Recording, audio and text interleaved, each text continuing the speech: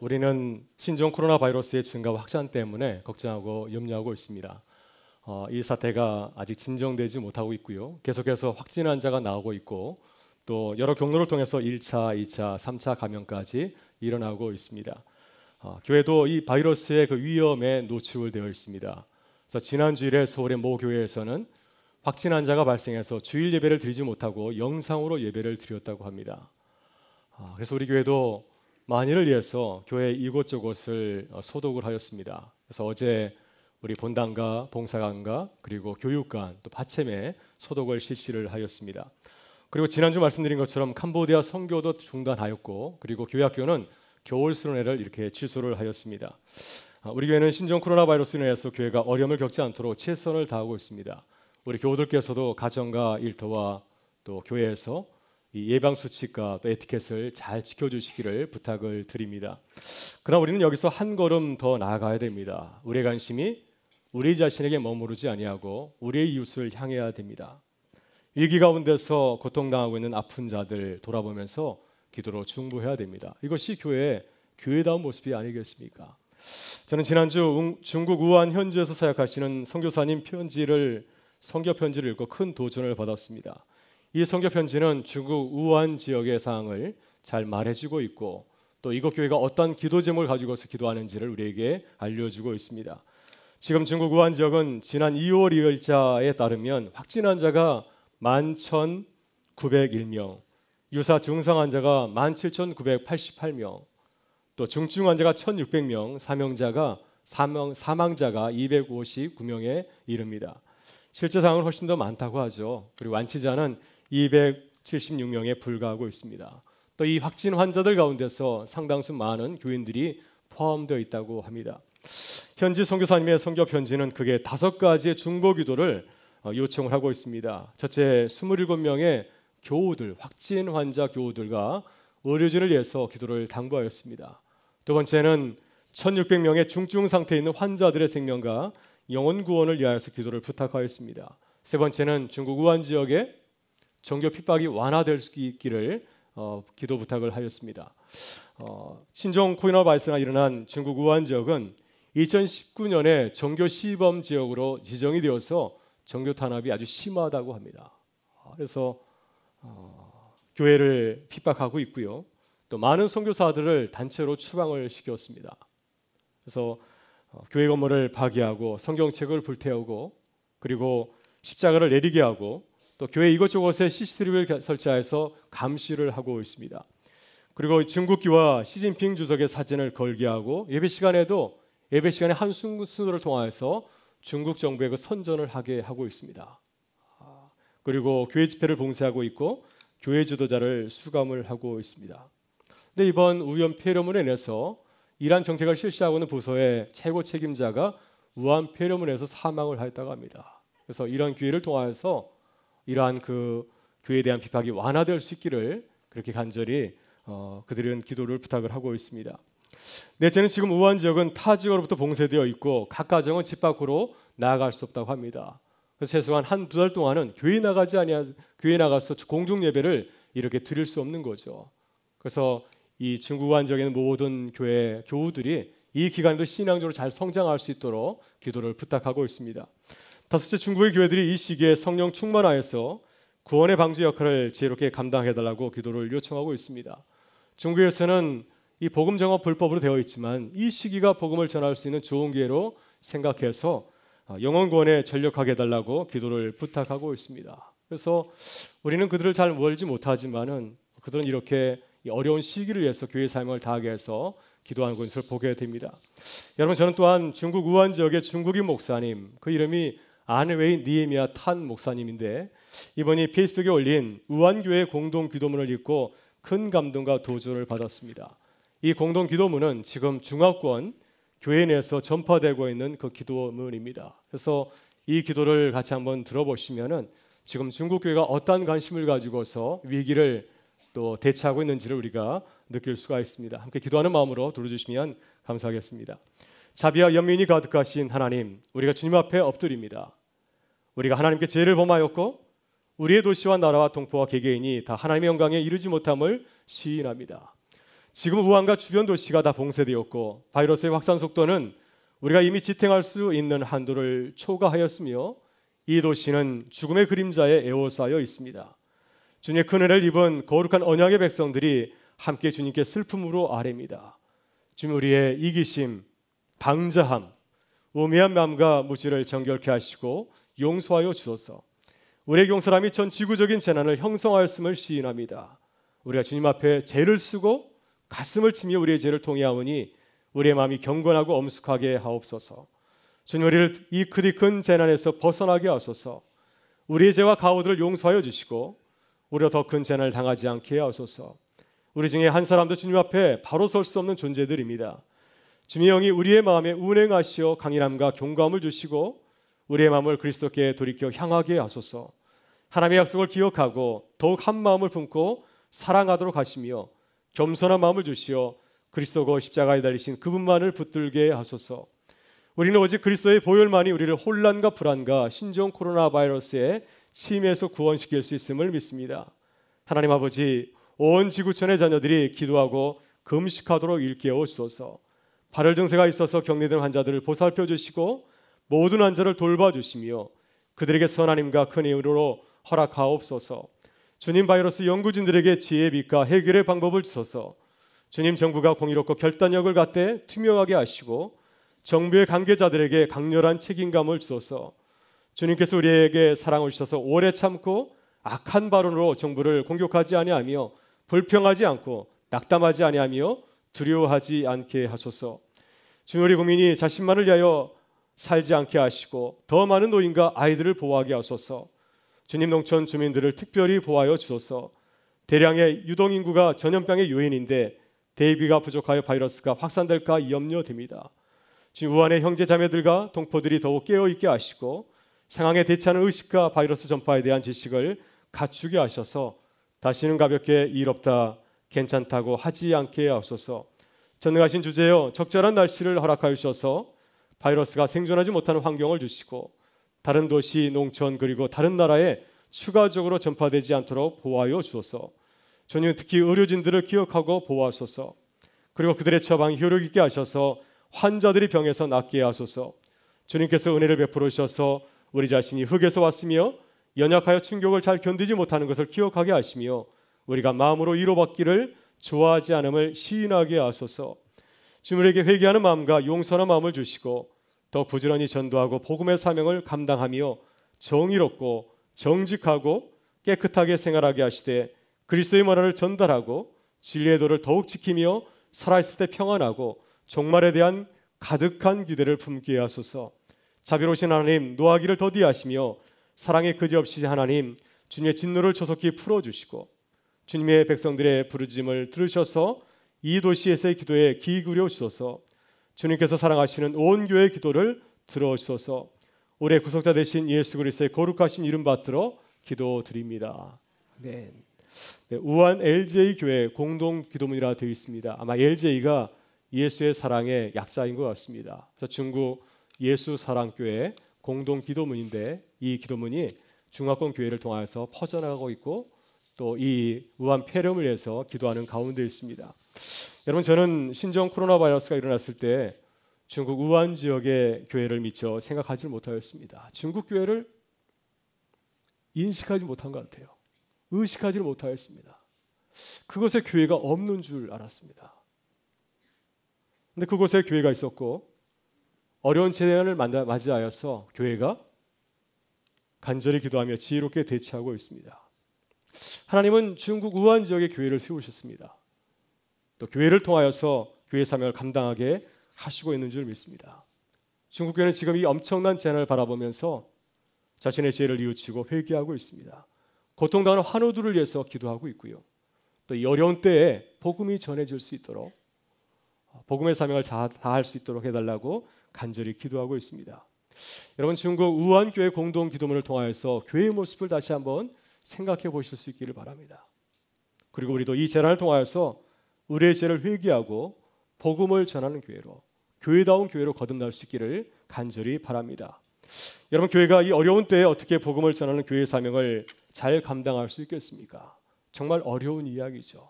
우리 자신도 잘 처신하지 못한다. 어떻게 남을 돌볼 수가 있겠습니까? 어떻게 교회가 이 어려운 가운데서 복음을 전할 수 있을까요? 오늘 본문에서 바울 사도도 이 문제를 고민하고 있습니다. 특히 바울은 고린도 지역에서 1년 6개월 동안 머물면서 복음을 전하였는데 복음 전파에 대한 그 고민을 얘기를 하고 있습니다. 왜냐하면 고린도 지역이 만만한 지역이 아니었습니다.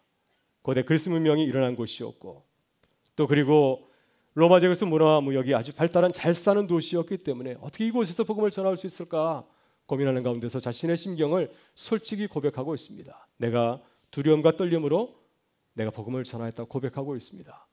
본문 3절에서 그는 이렇게 말합니다. 내가 너희 가운데 거할 때 약하고 두려워하고 심히 떨어오노라. 따라서 바울 사도는 우리가 복음을 증거할 때 두렵고 떨리는 마음을 가지고 살 것을 당부하고 있습니다. 복음을 전할 때 사람의 말이나 인간의 지혜에 의지하지 아니하고 성령의 나타나심과 능력에 의존하여서 복음을 전할 것을 당부하고 있습니다. 이것이 바울 사도가 고린도 지역에서 복음을 증거할 때 깨달은 하나님의 말씀이었습니다. 여러분, 그렇다면 우리는 왜 두렵고 떨리는 마음으로 복음을 전해야 됩니까? 우리는 두렵고 떨림으로 복음을 전해야 되는 이유를 잘 알아야 됩니다. 살펴보아야 됩니다. 그래야 복음을 복음답게, 교회가 교회답게 복음을 증거하는 교회로 거듭날 수 있기 때문입니다. 먼저 복음은 사람의 지혜로 이해할 수 없기 때문입니다. 사도행전 10장을 보게 되면은 사도 바울은 고린도에 오기 전에 아테네에서 복음을 전하였습니다. 아테네는 고대 그리스 문명의 발생지이고 그리스도자에게 본산지입니다. 그래서 그곳에는 에피쿠르스 아파와 스토아 아파의 철학자들과 그 생도들이 살고 있었습니다. 바울은 아테네 지역을 돌아다니다가 알지 못하는 신에게 바쳐진 제단이라는 곳을 보게 되었는데, 그래서 여기서 힌트를 얻어서 그리스 사람들에게, 아테네 사람들에게 알지 못하는 신에 대해서 복음을 전하게 되었습니다. 바울은 단순히 예수 그리스도의 도에 대해서 간단히 전한 것이 아니라 그리스 사람들의 철학과 지식에 맞게 수준 높게 복음을 전하려고 노력을 하였습니다. 사도행전 17장을 보게 되면 그가 전하였던 아주 훌륭한 설교를 우리가 접할 수가 있습니다. 그들의 이해에 맞게 사람의 말로, 지혜의 말로 전하였지만은 그 결과는 기대 이하였습니다. 많은 사람들이 복음을 듣고 변화되지 못하였고 바울을 조롱하는 자도 있었습니다. 바울은 이 경험을 통하여서 사람의 지식이나 지혜의 한계를 깨달게 되었을 것입니다. 그래서 본문 2절에서 그는 이렇게 말씀합니다. 내가 너희 중에 예수 그리스도와 그의 십자가에 못 박히신 것 외에는 아무것도 알지 아니하기로 작정하였음이라. 그리고 4절에서 이렇게 말씀하고 있습니다. 내 말과 내 전도함이 설득력 있는 지혜의 말로 하지 아니하고 다만 성령의 나타나심과 능력으로 하여. 왜냐하면 우리의 말이나 지혜는 복음을 충분히 설명할 수 없기 때문이죠. 우리가 많이 배우고 많은 경험을 가진 자는 얼마든지 내 말을 통하여서, 내 경험을 통하여서 복음을 증거할 수 있다고 자신하지만은 아무리 우리가 복음을 잘 설명했다 할지라도 그것은 인간의 말이 아니겠습니까? 그렇기 때문에 그 말을 들은 사람이 복음을 옳게 또 충분히 깨달을 수가 없습니다. 그래서 우리는 복음을 증거할 때 늘 두렵고 떨리는 마음을 가져야 됩니다. 겸손하게 우리의 지식과 우리의 지혜의 한계를 인정을 해야 됩니다. 사실 초대교회에 놀라운 전도 역사가 일어난 것은 말이나 지혜로 인해서 일어난 것이 아니라 그것은 그들의 삶의 모습이 달랐기 때문이었습니다. 사도행전에 보게 되면은 초대교회가 전한 놀라운 복음의 역사가 기록이 되어 있는데 이 초대교회가 놀라운 복음의 역사를 이룰 수 있었던 것은 그들이 말이나 지혜가 뛰어났던 것이 아니라 그들의 삶이 달랐기 때문이었습니다. 고난 앞에서도 세상을 두려워하지 않는 모습을 보면서 많은 사람들이 깜짝 놀라게 되었습니다. 여러분, 바울과 실라는 빌립보에서 복음을 증거할 때 복음을 전하다가 붙잡혀서 깊은 감옥에 갇히게 되었습니다. 근데 그 상황 가운데서 그는 두려워하지 아니하고 오히려 찬양하고 기뻐하며 기도하였습니다. 그 모습을 보면서 감옥의 간수가 크게 놀라게 되었습니다. 또한 초대교회 제자들은 함께 공동체를 이루고 자신의 소유를 팔아서 이웃과 나누는 것을 보고 많은 사람들이 감동을 받았습니다. 그래서 많은 사람들이 궁금해했습니다. 저들은 어떤 사람들이기 때문에, 무엇 때문에 저들이 이렇게 놀라운 삶을 살아가는가, 그 삶의 비결을 알고 싶어서 그들에게 다가가게 되었고, 이렇게 열린 마음을 가지고서 그들에게 다가올 때 복음을 기쁘게 받아들이는 놀라운 전도 역사가 일어나게 되었습니다. 여러분, 지금 우리도 그렇습니다. 사람들은 새해를 맞이했지만 여전히 힘들고 어려운 세상을 바라보면서 별로 달라지지 않은, 천년도 별로 달라보지 않은 그런 세상을 바라보면서 힘들어하고 절망하고 좌절하고 있습니다. 거기다가 신종 코로나 바이러스로 인해서 삶이 불안한 가운데 살아가고 있습니다. 이런 가운데 사람들은 무언가 기대하지 않겠습니까? 뭔가 내게 위로를 줄 수 있는 것, 감동을 줄 수 있는 것을 찾지 않겠습니까? 이런 어려운 삶으로부터 자유함을 누리기를 원하고 있고, 평안함을 되찾기를 원하는 가운데 있습니다. 그래서 그들은 무의식적으로 우리를 바라보는 것이 아니겠습니까? 여러분, 우리가 어떻게 세상에 복음을 전할 수 있을까요? 어떻게 예수 그리스도의 십자가에 있는 놀라운 하나님의 은혜를 증거할 수 있겠습니까? 그 대답은 오늘 바울 사도가 고백한 것처럼 두렵고 떨리는 마음을 가지고서 기도하는 것입니다.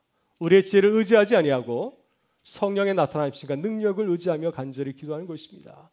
주님, 우리가 어떻게 복음을 증거할 수 있겠습니까? 어떻게 우리가 할 수 있겠습니까?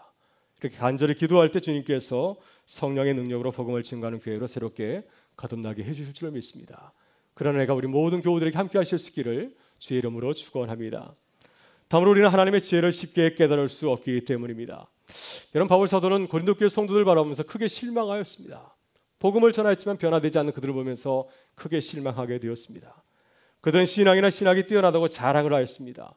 놀라운 성령의 은사를 받았다고, 성령 충만하다고 자랑하였습니다. 그러나 그들의 삶의 모습은 사람들에게 감동을 준 것이 아니라 오히려 큰 실망감을 안겨주었습니다. 여러분, 고린도전서를 읽어보게 되면 현대 교회와 같이 참으로 민망한 교회의 모습을 우리가 발견하게 되지 않습니까? 교회가 여러 가지 분파로 나누어서 서로 갈등하고 싸우고 있습니다. 교인 간에 서로 법적인 소송을 벌이고 있고요. 성도의 가정에서 계모와 아들이 성적인 음행의 죄를 저지르게 되었습니다. 그리고 우상에게 바쳐진 재물을 주의하지 아니하고 자유롭게 먹고 즐겼습니다. 이것이 성도의 이야기라고 하는 것이죠. 또 주님의 살과 피를 먹고 마시는 성만찬을 거행하는 가운데서 일부 성도들은 술에 취하여서 믿음이 약하고 가난한 성도들을 실족하게 하였습니다. 여러분, 고린도 교회 성도들이 이렇게 미숙한 행동을 한 것은 그들이 하나님의 지혜를 온전히 깨닫지 못했기 때문이었습니다. 세속적인 지식과 지혜를 가지고서 신앙생활을 하였기 때문에 사람들에게 복음의 진수를, 그 감동을 보여주지 못한 것이었습니다. 여러분, 하나님의 지혜는 십자가에 나타나 있습니다. 바울은 이 고린도전서 1장 18절과 25절에서 이렇게 말씀합니다. 십자가의 도가 멸망하는 자들에게는 미련한 것이요 구원을 받은 우리에게는 하나님의 능력이라. 하나님의 어리석음이 사람보다 지혜롭고 하나님의 약하심이 사람보다 강하니라. 여러분, 하나님의 지혜, 십자가의 지혜는 쉽게 얻어지는 것이 아닙니다. 쉽게 얻어지는 것이 아니죠. 사도 바울은 본문 6절 이하에서 이 지혜는 세상의 통치자들, 모든 것을 누리는 그들도 얻을 수가 없고 오직 믿음 안에서 온전한 자들만이 깨달을 수 있다 말씀하고 있습니다. 왜냐하면 이 지혜는 감추어져 있고 은밀한 가운데 있기 때문에 그렇습니다. 그래서 우리는 이 하나님의 지혜를 발견하고 깨달을 수 있도록 두렵고 떨리는 마음으로 지혜를 구해야 됩니다.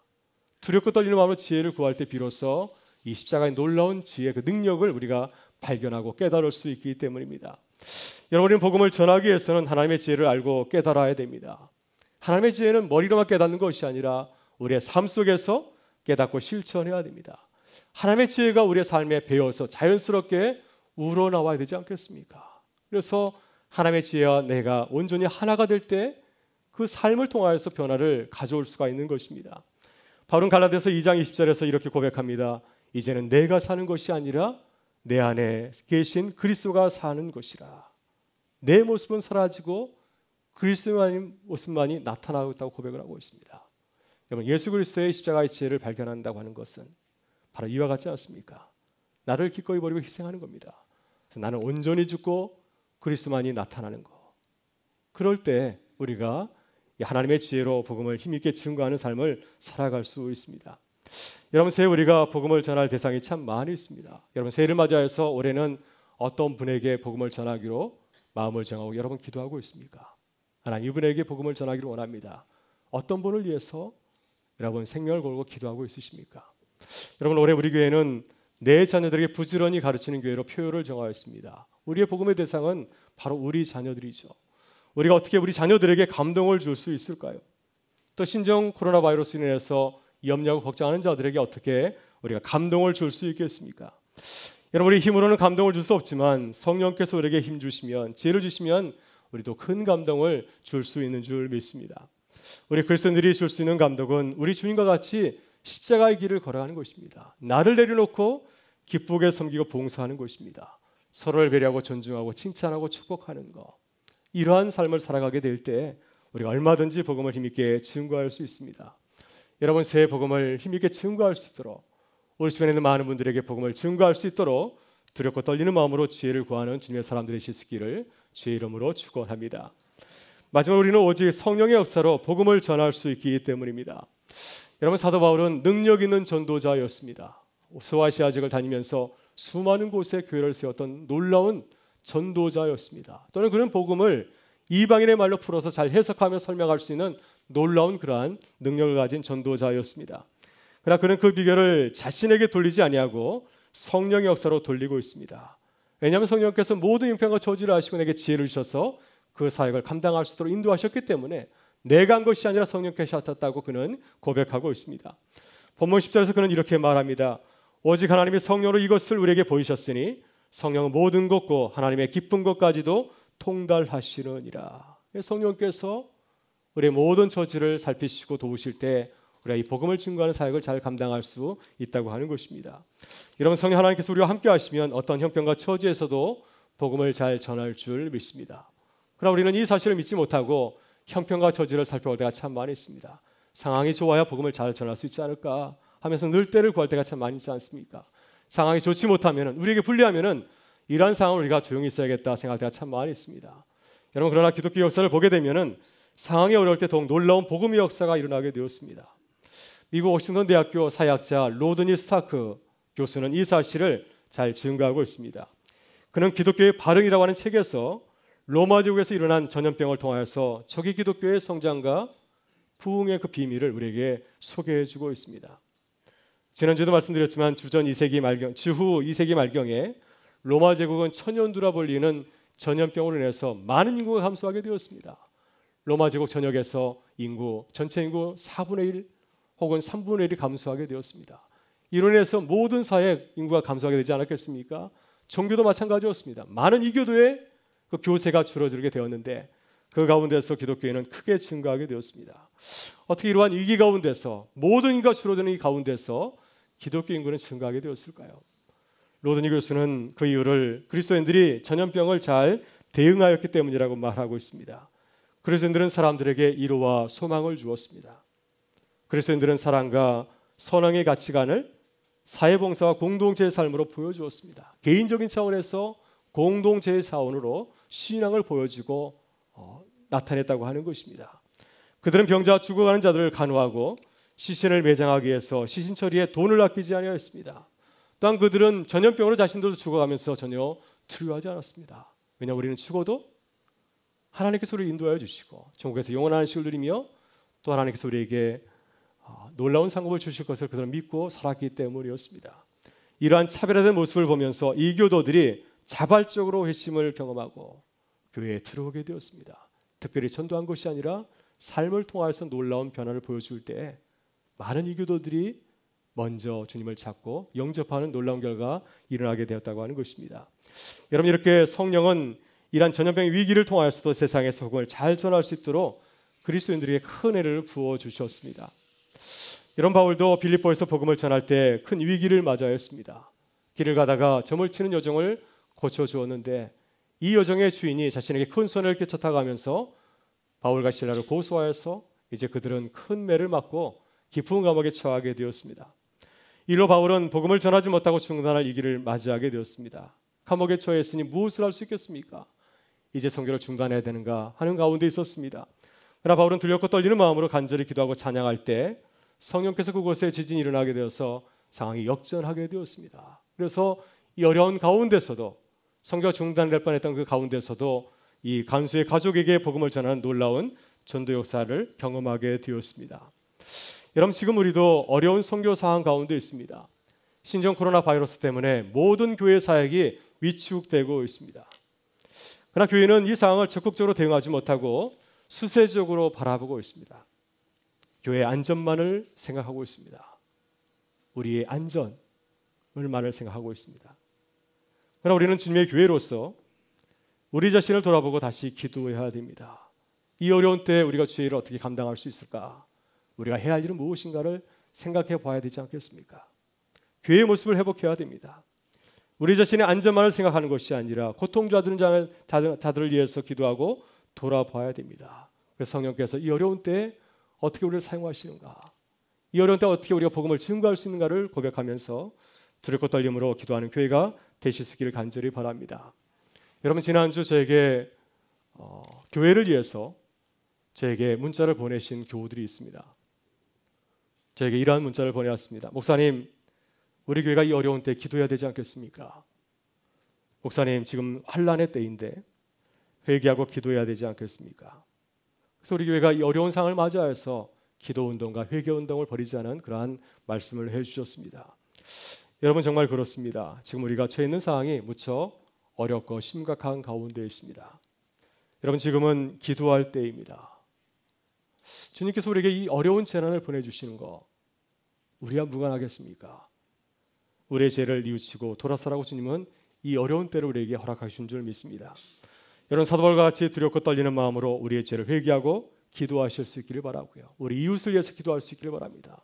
나라 민족을 위해서 기도하고 또 중국과 중국 현지의 그 교우들을 위해서 기도하실 수 있기를 바랍니다. 그래서 이 어려운 위기를 통하여서 주님의 은혜로 우리가 더욱더 새로워져서 주님의 삶을 잘 감당하며 주의 복음을 전하는 교회로 거듭날 수 있기를 주의 이름으로 축원합니다.